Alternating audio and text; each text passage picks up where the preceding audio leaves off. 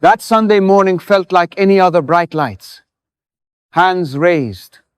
A worship band playing the same familiar song. But as I stood among hundreds of believers, something inside me felt strangely quiet.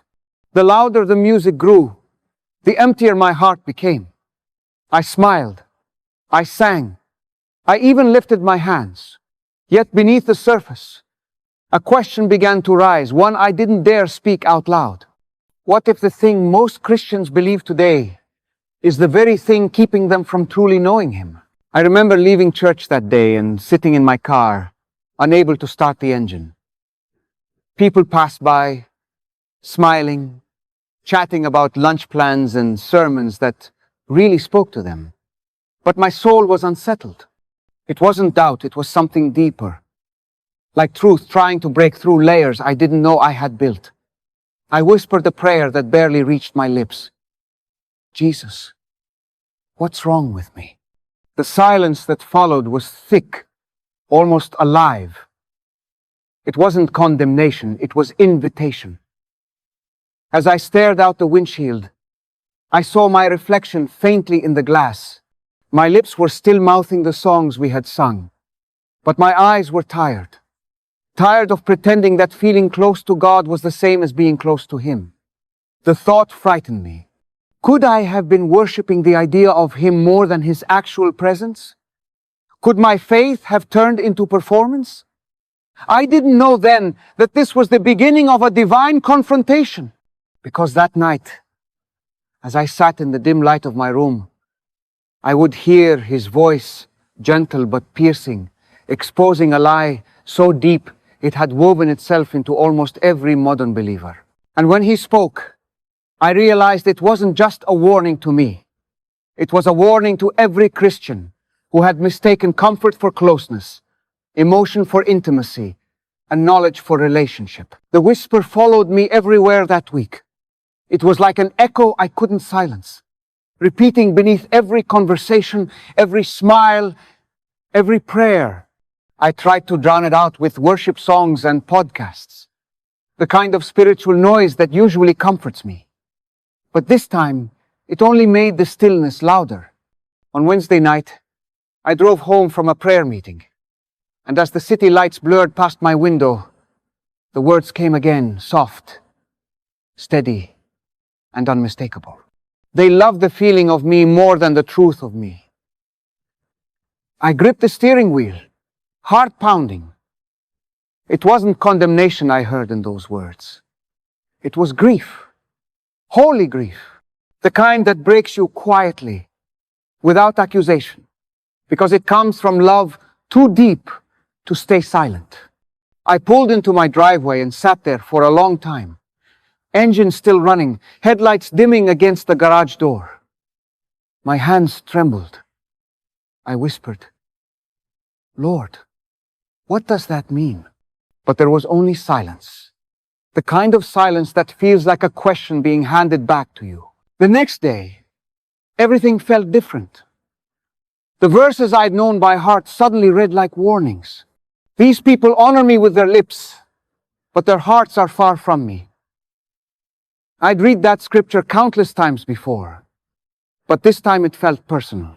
I began to wonder how much of what we call faith is actually just familiarity. How many of us confuse goosebumps for glory, emotion for encounter?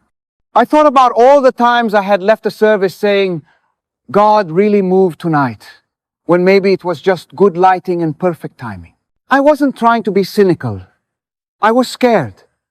Because if Jesus was warning me about something, it meant I had already been walking in it without realizing. That night, I couldn't sleep. My phone buzzed with messages from friends, but I ignored them. I sat on the floor beside my bed, lights off, hands open. I told Him, if I've been chasing your reflection instead of you, show me. If I've been loving the echo of your presence more than the presence itself, please wake me up. My chest ached as I said the words. For the first time in years, I wasn't praying for peace or breakthrough or blessing. I was praying for truth, even if it broke me to see it. The whisper came again, not in sound, but in knowing and unspoken realization rising like dawn. The greatest danger is not losing faith in me, but thinking you already have all of me. My eyes filled with tears. It wasn't anger. It was love, pulling me out of comfort and into reality. I didn't know it yet, but that whisper was only the beginning of a revelation that would soon change everything I thought I knew about faith, worship, and what it truly means to love Him back. That night, the silence in my room felt almost sacred. The lamp on my desk cast a soft circle of light, but the corners of the room were swallowed in shadow. I sat there for what felt like hours, my Bible open but unread, my thoughts circling the same quiet fear. What if I had built my entire faith on emotions, not intimacy? The house was still. Outside, the wind moved gently through the trees.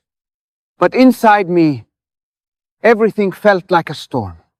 I had spent years preaching, praying, serving, and encouraging others to know Jesus more deeply. And yet, here I was, wondering if I truly knew Him at all. My heart was beating too fast, as if something unseen was drawing closer, waiting for me to stop performing and finally listen. I closed my eyes and whispered, "Lord, please speak." My voice cracked at the end, more like a confession than a request. For a moment, nothing happened, just stillness. But then the air shifted. Not in a dramatic way. There was no thunder, no vision of fire, just a presence, a peace so heavy it made me tremble. My thoughts went quiet, my breathing slowed, and it was as if the space around me had been filled with someone who had always been there but whom I had stopped noticing. I could feel His nearness without a word being spoken, and then, softly, as if whispered from within my own chest, I heard Him. "Do you want me?" He said. "Or do you want to feel me?" The question pierced straight through my soul. I didn't answer. I couldn't. Every part of me knew that if I spoke too quickly, I would only lie. Tears began to form, not from guilt, but from recognition. I realized how often I had measured God's presence by what I felt instead of who He is. How many times I had said, "God, where are you?" when the real question was, where have I gone? I had chased emotional highs, mistaking them for holiness. I had filled my calendar with good things and called it obedience, while quietly ignoring the moments He had simply wanted me to sit still and love Him back. That night, I broke, not in despair, but in surrender. It was the kind of breaking that frees you, that opens the door to something real. I whispered again, "I don't want the feeling anymore. I just want you." And in that moment, the peace in the room deepened until it felt alive, almost breathing with me. I couldn't see Him, but I knew He was there, close, patient, kind. The candle on my desk flickered once, and then steadied. The air grew warm, and though I didn't hear another word, I knew He had heard mine. For the first time in a long time, I wasn't chasing Him. I was with Him. When I opened my eyes, I wasn't in my room anymore. It was as if the world around me had dissolved into something vast and otherworldly, an open field beneath a sky with no end. The ground beneath my feet glowed faintly, like marble washed in moonlight. And in the distance, I could hear the faint sound of worship. It was hauntingly beautiful. Hundreds of voices singing in perfect harmony, yet somehow hollow, like a song without a heartbeat. I turned toward the sound and saw them, thousands of people gathered in what looked like a massive church with no roof. Its walls stretched high into the clouds, but there was no ceiling, no covering, only the open heavens above. They were all worshiping with lifted hands and tear-streaked faces, singing words of devotion that echoed into the night. For a moment, I felt comforted. This was familiar. This was what I knew. But then, something shifted in my spirit. Their faces were radiant, yet their eyes were empty. Their voices rose, but their hearts didn't follow. I stood frozen, unsure if I was supposed to move. And then I felt it, that unmistakable peace that always came before his presence. I turned, and there he was. Jesus stood beside me, clothed in light that didn't blind but illuminated everything it touched. His expression was calm, almost sorrowful, like someone watching a loved one sleep through a fire. He didn't speak at first. He just watched the crowd, his eyes full of compassion and heartbreak all at once. I followed his gaze and saw that the people weren't worshiping him at all. They were worshiping the feeling. They swayed and cried, but their tears weren't repentance, they were routine. They had learned how to look holy without being hungry. I wanted to look away, but I couldn't. The truth was too heavy. Finally, he spoke, and his voice sounded like both thunder and whisper. "Do you see?" he asked softly. I swallowed hard and nodded, though my throat felt tight. "They know my name," he said, "but not my heart. They sing of me, but few speak to me. They love the comfort of my presence, not the cost of my presence." I felt my chest ache with conviction. Every word carried weight, truth cutting through my defenses. The crowd kept singing louder, their hands reaching higher. But it was like watching people trapped in a dream, unaware that the one they sang to was standing right beside them. Jesus looked at me then, and in his eyes, I saw no anger, only sorrow. "This," he said quietly, "is the lie." The words echoed around us, blending with the music. The sky above began to shimmer, as if creation itself was listening. I realized I wasn't there to watch, I was there to wake up. The vision had begun, and I knew it would not leave me unchanged. His voice carried through the air like a current of truth, gentle, steady, yet impossible to escape. Every syllable seemed to settle deep within me, like seed falling into soil that had been waiting too long. "This is the lie," Jesus said. "They think knowing about me is the same as knowing me." The words struck me so hard I forgot to breathe. I had heard thousands of sermons, read countless books, studied scripture for years. But in that single sentence, he revealed the one deception that had quietly ruled so much of the church and my own heart. He turned toward me, his eyes filled with compassion that burned like light. "Knowledge without intimacy is emptiness," he said. "Information about me can never replace communion with me." I felt exposed. Every moment I had filled with ministry and motion flashed before my mind like a film reel. Every sermon, every prayer said more for people's approval than his pleasure. None of it felt holy anymore. It felt hollow. The choir of voices around us sang louder now, but I could hear something beneath it, a faint cracking sound, like glass under pressure. Jesus lifted his hand slightly, and the scene began to shift. The grand church with no roof flickered, fading in and out, until the people's voices became echoes in the wind. I saw their lips still moving, their hands still raised, but there was no light in their hearts. Their words hung in the air like smoke. Jesus looked at me again.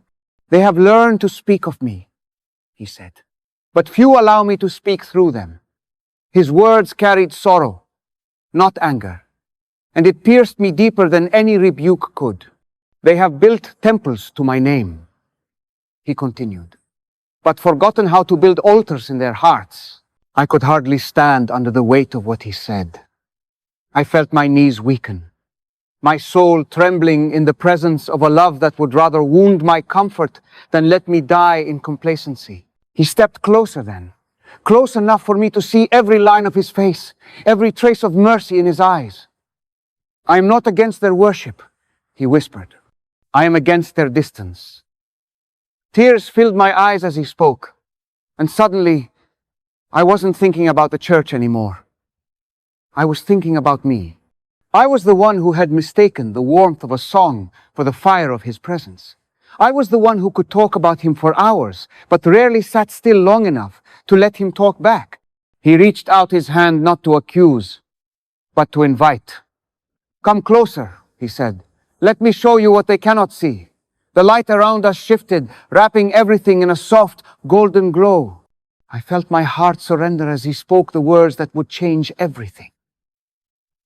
"You cannot carry me in your mouth until you have carried me in your heart." The golden light around us began to fade, replaced by a dim glow that felt almost like candlelight. The vast church and the thousands of worshippers slowly dissolved until all that remained was silence and a mirror standing before us. It rose from the ground like glass formed from breath, tall and impossibly clear. Jesus stood beside me, his eyes fixed on it. "Look," he said softly. I hesitated, afraid of what I might see, but the mirror shimmered, and suddenly, it wasn't my reflection staring back. It was 1,000 faces, men and women, young and old, each one holding a Bible, each one smiling as if they were certain of their faith. I saw pastors preaching, worship leaders singing, people praying and posting verses online. The image felt beautiful at first, until I noticed something that made my heart sink. Behind every reflection, there was a shadowed heart, faintly pulsing but distant from the light. It was as if their lips were alive, but their souls were asleep. Jesus stepped closer, and his reflection filled the glass. "Do you see?" he asked. "They know how to appear full while living half awake." His words carried no accusation, only truth that cut deep. They've learned to imitate life without receiving it.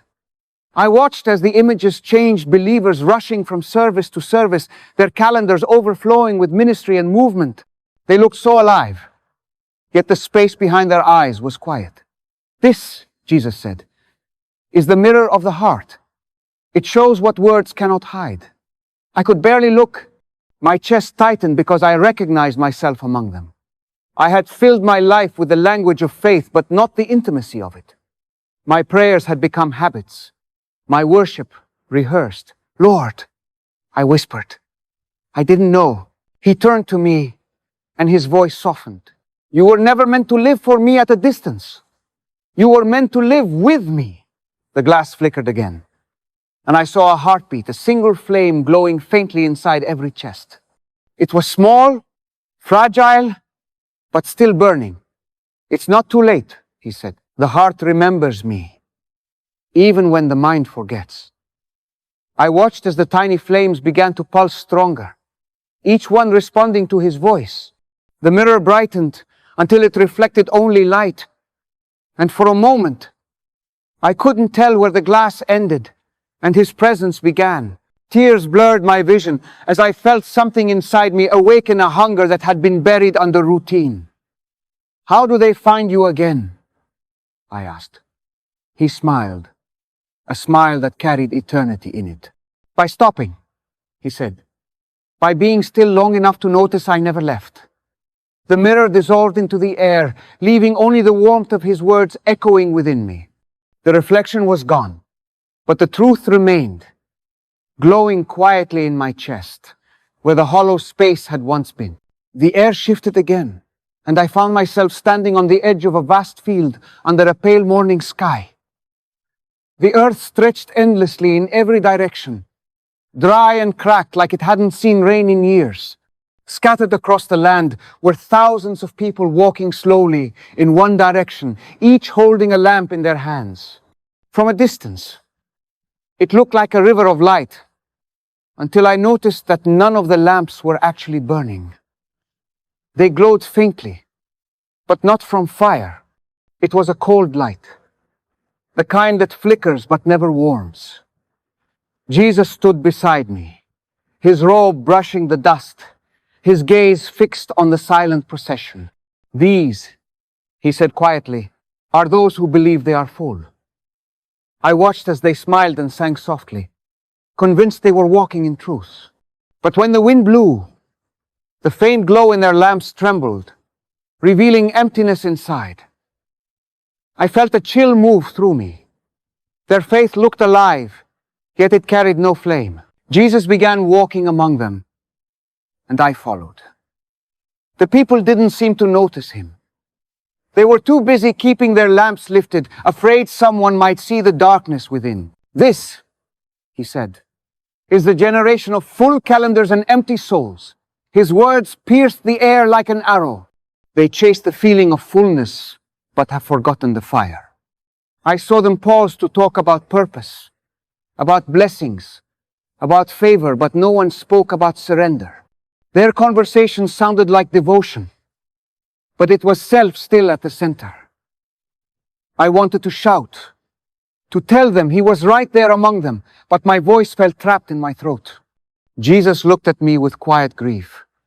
They think they are walking toward me, he said. But many are only walking toward comfort. I watched one woman kneel in the dirt and lift her lamp higher, her lips trembling with effort. When Jesus touched the rim of her lamp, a spark flared within it, tiny but real. The light that came out was alive, golden, warm enough to touch. The others turned toward her, astonished. "This is what I meant," he said, his eyes never leaving her. "When one heart truly burns, it can awaken many." I saw others begin to fall to their knees, their cold lamps flickering to life as tears streamed down their faces. The field that had looked barren moments ago was now dotted with sparks, small fires breaking through the darkness. Jesus turned to me, and for the first time since the vision began, he smiled. "Revival does not begin in crowds," he said. "It begins in one heart that remembers." The wind picked up, carrying the faint scent of smoke and rain.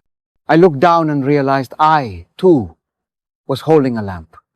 Its glass was cracked, its flame dim, but it was still burning. The wind that swept across the field grew stronger, bending the tall grass as the last faint fires flickered. I blinked, and the scene changed again. Suddenly, I was standing in a small upper room, lit by the soft glow of oil lamps. The air was thick with prayer and trembling voices. I could feel it, the weight of sincerity, the hunger of people who knew they were nothing without him. Men and women knelt on the wooden floor, hands lifted, faces wet with tears. There was no music, no microphones, no stage, just a raw, aching love for Jesus that filled the room like breath. It was the first church, the beginning of it all, the kind of faith that costs something. Jesus stood beside me, silent, his eyes tender as he looked upon them. "This," he said softly, "is what love looked like when it was still pure." Then the light dimmed. The sound of weeping turned into the hum of modern noise notifications, rushing cars, busy streets. I was back in the present, standing in a living room where a family sat together, their eyes glued to screens. The glow from their devices replaced the light of the old oil lamps. The parents scrolled through devotionals while the children watched preachers online, but no one spoke his name out loud. The air felt hollow. "Do you see?" Jesus asked. "The heart that once burned has learned to live without warmth." I swallowed hard, my chest tight. "They remember my words," he continued, "but they've forgotten my heartbeat." He motioned toward the window, and through it, I saw flashes of churches, ministries, conferences, grand, polished, full of excellence. But behind the smiles, there was exhaustion. Behind the songs, there was silence. "They love the work of my hands," Jesus said, "but not the beating of my heart." His voice was calm, but the pain within it made my eyes sting. "They serve, but they no longer see me. They preach, but they rarely pause to listen." I turned toward him, tears falling freely now. "Then how do we return?" I asked. He stepped closer until his presence wrapped around me like warmth in winter. You return by remembering, he said, by going back to the place where you first loved me, not with duty, but with delight. The room around us began to flicker again, images shifting like memories replaying in reverse. I saw my younger self kneeling at an altar, whispering prayers with trembling faith. I saw nights when I would speak his name just to feel near him, not to ask for anything, only to be with him. My knees weakened as I realized how far I had drifted from that childlike simplicity. Love doesn't fade, Jesus said gently. It is forgotten, but I can teach you to remember. The vision brightened, and the air filled with the faint sound of the first disciples singing again. Their voices echoed through time, a song of hunger that still called us home. The sound of the disciples' song began to fade until all that remained was stillness. The upper room dissolved, and I found myself standing beneath a gray sky, the air heavy with mist. Before me stretched a long, narrow path lined with candles on either side. Some burned brightly, others barely flickered, and many had already gone out. Jesus stood a few steps ahead, his hands clasped behind his back, watching the path in silence. I walked closer, my footsteps echoing softly. Why do so many lose the flame? I asked. His eyes didn't leave the fading lights. Because comfort feels holy when truth is uncomfortable, he said. They have mistaken peace with approval, when sometimes peace is only the absence of conviction. His words sank into me like stones into water. I thought of how often I had prayed for calm when he had been trying to stir me. How many times I had thanked him for silence when it wasn't peace, it was distance. We continued down the path. With every step, the air grew heavier, as if the weight of countless unspoken prayers lingered there. I saw people kneeling beside their candles, guarding them carefully from the wind, whispering words that sounded sincere but were hollow at the core. They weren't protecting their faith, they were protecting their comfort. Jesus stopped beside one man whose candle had gone out completely. The man kept pretending it was still lit, cupping his hands around an invisible flame. This, Jesus said, is the tragedy of forced safety. They think if they keep the form, they will keep the fire. He knelt beside the man and breathed gently over his hands.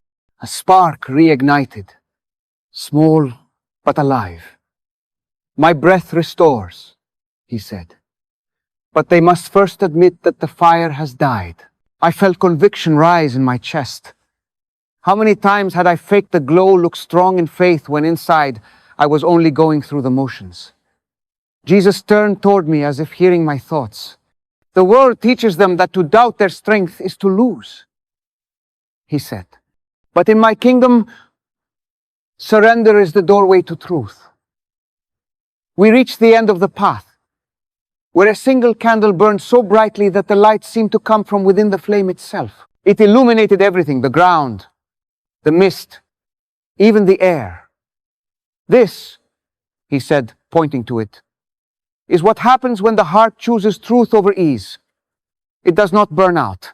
It burns through. I could feel the warmth of it against my face, the kind of warmth that doesn't just touch your skin but reaches your soul. Jesus looked at me again, his voice soft yet unshakable. Faith built on comfort will crumble under fire, he said. But faith built on truth becomes the fire. The mist began to lift, and with it, so did my illusion of safety. The mist cleared until the world around me was drenched in gold. The light came from nowhere and everywhere at once, wrapping the ground, the sky, and even my breath in a soft radiance that felt alive. I turned, and Jesus was standing only a few steps away. His eyes met mine, and for the first time since the vision began, I couldn't look away. There was something in his gaze, weight, sorrow, and love, so fierce it felt unbearable. It wasn't the kind of look that condemns. It was the look of someone who knows you completely and still chooses you. Every hidden thought, Every quiet compromise, every moment of pretending was laid bare in that gaze. It was as if his eyes could see beyond my words, straight into the cracks of my heart, where I had tried to hide what even I didn't want to face. I wanted to look down, to turn away, but his presence held me still. The longer I stood there, the more I realized that this was not punishment, it was purification. His silence spoke louder than any sermon. My knees grew weak under the weight of it, and I fell, my hands pressing into the glowing ground. Tears filled my eyes before I even knew why I was crying. He finally spoke, his voice soft enough to calm a storm, yet strong enough to break one too. "I do not expose to shame," he said. "I expose to heal." The words settled into me like balm over a wound I didn't know was bleeding. I felt his hand on my shoulder, steady and warm. "You have mistaken my patience for absence," he continued. "But I was never gone. I was waiting for the noise to stop so you could finally hear me. I couldn't speak. Every attempt at words dissolved into quiet sobs. The silence between us wasn't empty anymore, it was holy. It was the kind of silence that restores rather than accuses." Jesus knelt beside me, and the air around us seemed to breathe in rhythm with his heart. "The eyes of the world measure worth by appearance," he said.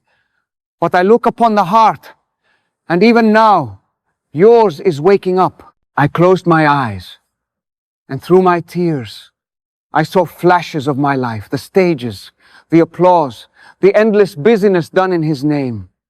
All of it seemed so small under his gaze. "Lord," I whispered, "I don't want to perform anymore. I just want to be real again." A faint smile crossed his face. "Then let truth cost you something," he said gently. "Let it strip away everything that isn't love." His hand lifted from my shoulder, and the light around us grew brighter, as if responding to his words. I felt my heart grow lighter, not because he excused me, but because he forgave me. And in that forgiveness, I finally understood his gaze was not meant to crush me. It was meant to wake me. The light began to fade, not in brilliance, but in distance, as though heaven was slowly stepping back to make room for the world again. I found myself standing at the edge of a hill overlooking a sleeping city. The rooftops shimmered under the moonlight, and in every home, small lights flickered behind curtains, some bright, some dim, some gone out completely. Jesus stood beside me, his face turned toward the horizon. There was a stillness in the air, the kind that comes before a new beginning. "It is not too late," he said. His voice carried the weight of eternity. Yet it felt gentle, almost like a whisper meant for the heart, not the ears. "Tell them to return to me, not to the image of me." I looked out over the city and felt the ache of what he meant. We had built cathedrals but lost communion. We had built followers but not faith. We had learned to talk about him, but not to walk with him. A breeze stirred the hem of his robe, and for a moment, the lights in the city began to flicker as if responding to his presence. Windows glowed warmer, hearts awakening, souls remembering. "Many have confused performance with pursuit," he said. "But my presence is not earned, it is welcomed." His eyes glistened like rivers of mercy. "I am not asking them to work harder," he continued. "I am asking them to come home." His words sank deep into me, stirring a fire that felt both ancient and alive. I realized this was not just a message. It was a summons, a divine call to wake up from spiritual sleep. The wind began to hum softly, carrying faint echoes of voices rising in prayer. I looked again, and I saw people stepping out of their houses, one by one, clutching extinguished lamps. Their faces looked weary but hopeful. Jesus extended his hand, and light poured from it, not harsh, but warm like dawn breaking after a long night. As the light touched the people, their lamps reignited. The glow spread through the streets, across the rooftops, through the valleys. It was not chaos, not revival as I had imagined it, but something quieter and deeper, hearts being reignited in secret places. I turned to him, overwhelmed. "What do you want me to tell them?" I asked. He looked at me, and his voice softened even more. "Tell them I'm not disappointed," he said. "Tell them I'm waiting." The simplicity of those words shattered me. I felt something inside my chest burn with a clarity I hadn't known in years. "How will they hear you?" I whispered. Jesus smiled faintly. "Through the ones who refuse to sleep," he said. "Through those who choose hunger over habit, truth over comfort, me over everything else." The wind stilled, the city glowed, and I realized the call wasn't just for them. It was for me too. I was being asked to wake up and never fall asleep again. When I opened my eyes, I was back in my room. The vision had dissolved like mist in sunlight, but its weight lingered in the air. The lamp on my bedside table flickered softly, and for the first time in a long time, I felt alive, truly alive. I could still hear his words echoing inside me, every syllable warm and heavy with meaning. "Tell them to return to me, not to the image of me." I sat there for a while, trembling, my hands resting over my chest, where the light of his presence had burned the deepest. The silence was no longer empty. It was sacred. My eyes stung with tears, and I could barely speak. But the prayer rose on its own, raw, unpolished, honest. "Jesus, strip away everything that looks holy but isn't. Take away every comfort that hides my need for you." The moment the words left my lips, something broke open inside me. It wasn't pain, it was release. A weight I didn't know I had been carrying lifted off my soul like dust shaken from an old cloak. I knelt on the floor, face pressed against my hands, and began to weep. But it wasn't the kind of crying that comes from guilt. It was the kind that comes from being found. Every memory of striving, every moment I had tried to earn his presence through perfection, now seemed foolish compared to the simplicity of just being with him. The air around me grew warm again, and though I couldn't see him, I knew he was near. His presence didn't rush in, it unfolded. Slowly, patiently, as if waiting for me to notice every detail. My tears turned into whispers of gratitude. "Thank you for not leaving when I forgot how to look for you," I said softly. "Thank you for wanting me, even when I only wanted the feeling of you." I could sense something rekindling inside my chest, the faint heartbeat of intimacy returning after years of dormancy. It was small at first, but with every breath, it grew stronger, steadier, louder. I realized then that the hunger I once feared was not a curse, it was proof of life. The ache to be near him was not absence, it was invitation. I looked up at the small light on my nightstand and saw my reflection in the glass. My eyes were swollen, my face wet, but there was something different, a glow, a softness that hadn't been there before. The peace I felt wasn't built on emotions or music or moments of inspiration. It was the quiet confidence of being known. As I sat in that silence, I heard him again, not audibly, but deep within. "This is what you were made for," he whispered. "Not noise, not perfection, just presence." And for the first time in years, I didn't strive to feel him. I simply let myself be loved. The night had grown still. The air felt lighter, as if the whole world had exhaled. I sat there, the room wrapped in a quiet that no longer felt empty but alive. Every breath seemed to hum with something eternal, something unseen but undeniably near. My Bible lay open in front of me, but I wasn't reading anymore. I didn't need words on a page to hear his voice. His presence lingered, gentle yet overwhelming, like a flame that no longer burned but glowed. I whispered, "Lord, what now?" For a moment, There was only silence. And then that same familiar voice spoke again, low, loving, firm. "The lie will grow louder," he said, "but so will my call. Many will chase comfort, but I am calling my people back to closeness. Those who still seek my heart will find it." His word settled deep into me, not as information, but as truth that branded itself into my spirit. I could feel it, the invitation to return to something pure, something childlike, something real. I thought back to the crowds, the empty eyes, the lamps without fire. I thought of the mirror that revealed hearts disconnected from the source, and I realized that the warning wasn't meant to condemn. It was a rescue, a call from the heart of God Himself, pleading with His children to wake up. I saw flashes in my mind, families praying again, young people kneeling in quiet rooms, churches stripped of performance, rediscovering presence. The kingdom was not dying. It was stirring, quietly, in the hidden places. And then, almost like a whisper carried on the wind, I heard Him say, "Tell them I am not far. Tell them I still walk among them. Tell them I am still knocking."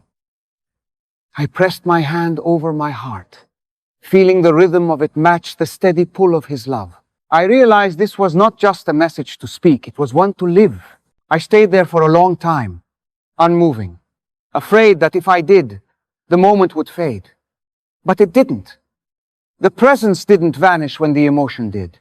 It remained quiet and constant, like a pulse beneath the noise of life. I looked toward the faint light of dawn creeping through the window, and I smiled through my tears. The morning didn't feel ordinary, it felt holy. I knew what I had to do. Not perform, not preach, just love Him again.